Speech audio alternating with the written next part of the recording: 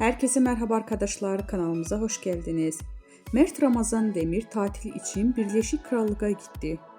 Yalı Çapkın dizisinin Ferit karakterini tanınan Mert Ramazan Demir, askerlik hizmetini tamamladıktan sonra Birleşik Krallık'ta tatile gitti. Demir tatilden yeni paylaşımlarını Instagram hayranlarıyla paylaştı. Ekranların en sevilen dizilerinden biri olan Yalı Çapkın dizisinde Ferit karakterini büyük bir hayran kitlesi kazanan Mert Ramazan Demir, geçtiğimiz aylarda vatan görevini yerine getirmek için Hatay İskenderun'a gitmişti. Askerlik hizmetini tamamlayan ünlü oyuncu, sosyal medya hesabından askerlik sürecine dair paylaştığı fotoğrafları hayranlarından büyük ilgi gelmişti. Yemin töreninde paylaşılan karelerde oldukça dikkat çekmişti.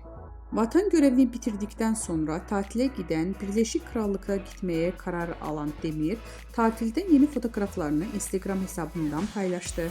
Küçük Haziran notuyla yaptığı paylaşımı takipçileri tarafından büyük beğeni topladı. Demir'in tatil anları sosyal medyada kısa sürede ilgi gördü.